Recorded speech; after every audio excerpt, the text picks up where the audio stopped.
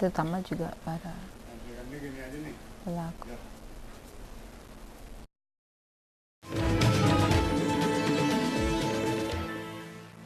Welcome back to World Hour. Now, on her way home from school, a 14-year-old girl in Rajang Labong, Bengkulu, fell victim to a brutal rape case committed by 14 other teens. The case only came to light after her lifeless body was found buried among the bushes. 12 out of 14 rapists of the middle school student were finally apprehended in the Rajang Labong Regency. Ironically, several of the culprits were her schoolmates. Police are still on the hunt for 2 other men involved in the brutal act. The ones in custody have admitted to taking turns in raping and assaulting the victim in their inebriated state.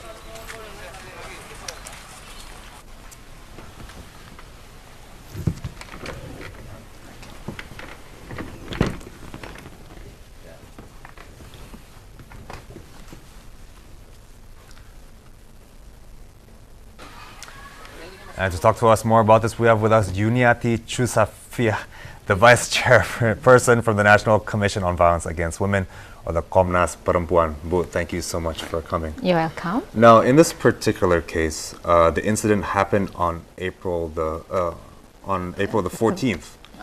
3rd of April. Oh, 3rd, okay. Yeah. And it's been over a month. Yeah. So why did it take so long? Yeah, this is really the case of Bengkulu representing the situation in Indonesia, because most of the cases happened in the remote area, especially in the certain islands and untouchable areas in some district. This is really late to know. This is representing and also limited media there, and also limited services and also government's initiative in certain areas. This is why this case is really late, because of many aspects and the access to justice for the victims in some areas, especially in remote areas. This is also very late. The case of Bengkulu, this has happened in the middle of like a plantation areas, and most of the perpetrators, seven of the perpetrators are they cannot continue their studies, only graduated from the primary school, and only limited education facilities. So this is like a picturing complicated issues of poverty behind the rape cases. This is like a big alarm for Indonesia. Since 2 or 3 years ago, Komnas Perempuan, through our annual year report, we also already like alarming about the gang rape cases, especially targeted the youth, the teenagers. Right, because in 2013, the Komnas Perempuan, they made a national emergency. Yes. Now, if I'm getting this correctly from what you said before, in this particular incident, you think that education and poverty is the main factor that caused this rape incident? The perpetrator of sexual violence, not only, I would say this is not matter of poor people, but the poverty contributing to worsening the sexual violence, because we know that even the public apparatus are also highly educated people can be a perpetrator. But the problem when the poor society, like what happening in Bengkulu, because the parents of the perpetrators mostly working at the plantation area, and they coming back 7 days after that. So this is uncontrolled situation, either the perpetrator or the victims themselves. This is not only in Bengkulu, this is also happened in many areas. Also several years ago, incest in Bengkulu also quite right, high. but this is not a new problem, these kind of gang rapes and rapes. So is there any initiative by the government or anything to educate these people in remote areas about sexual crimes and not to do them, stuff like that? This is the problem, because most of the perpetrator, from the initial information we got, that they only have limited education. But in our education system itself, we also have a serious problem, because as I mentioned, that from the data from Komnas Perempuan from the annual year published this year, most of the perpetrator also from educated people.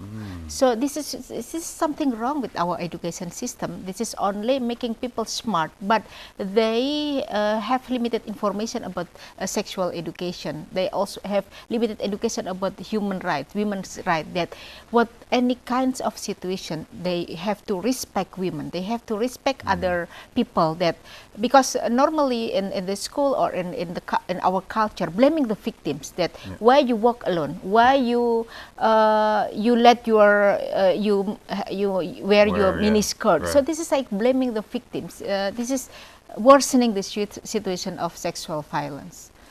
Okay, now, so do you think that in Indonesia, women and children are sexually objectified? Is that a very big problem? The data from Komnas Perempuan, within 10 years monitoring, around 93,000 sexual violence victims. It means every 2 hours there are 3 victims of sexual violence. This is big issues. But the response from the government, especially the systemic initiative to prevent, to handle, and also to recover the victims' rights, this is still very limited. That's why Komnas Perempuan and Women's Network and some also important institution, we are like we make a big serious proposal to the parliaments to give priority on the bill of sexual violence in our prolegnas, in our list of the legislation at the moment. Right, because if I'm not wrong, the maximum prison sentence is around 15 years and a fine of 60 million rupiah.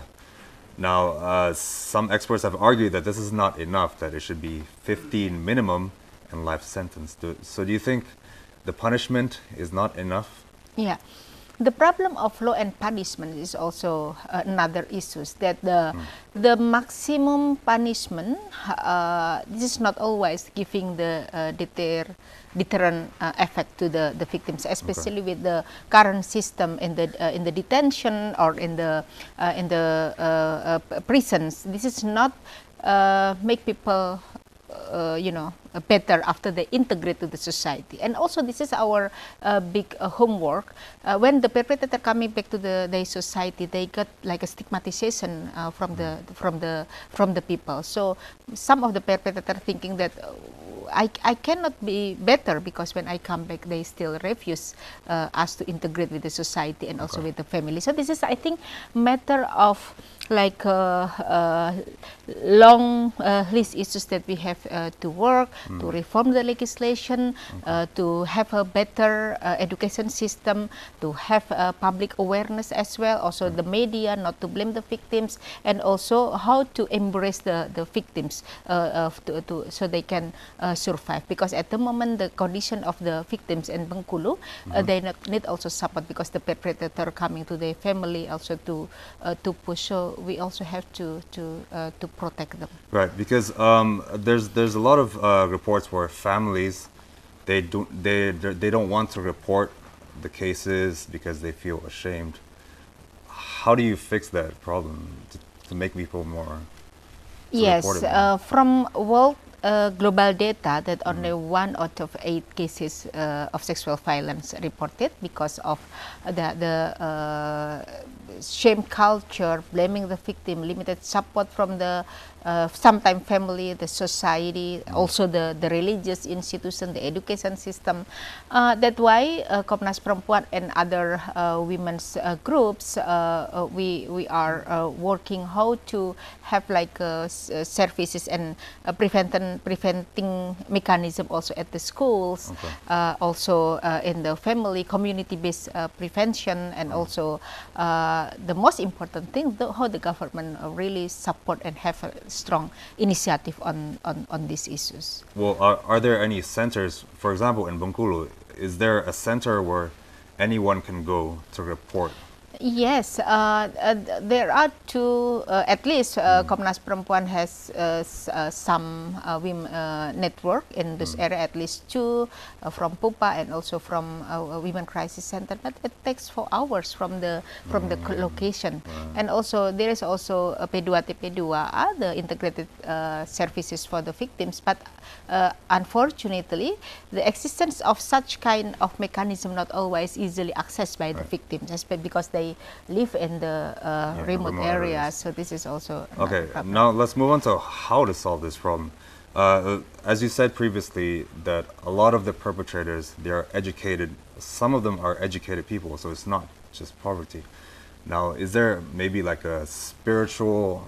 You can approach the society with a spiritual kind of teaching, or I mean, how do you educate the community not to do this?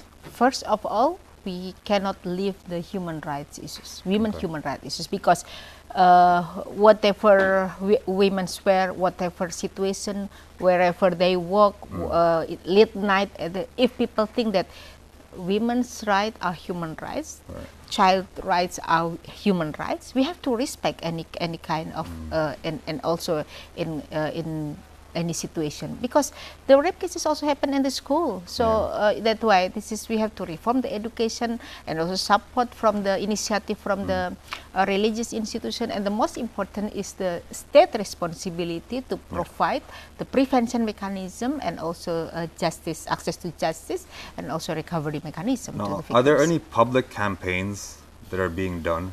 Sure. Right now, I mean, because this is a long problem. It seems like is there any campaigns? Exactly. That's being So, done? Komnas Perempuan and also other civil society institution, we have 16 days campaign every year. And last year we worked a lot with the high school students and also junior students to talk about sexual violence. This is the problem, because in the school they don't talk about sexuality openly because of the taboo, the reason of the morality. This is the main problem that we have to solve. Right. Okay, but well, thank you so much for your You're appearance. welcome. Thank you so much for coming. Yes. Okay. And coming up next, we've got the latest sports updates. Stay with us on World Hour.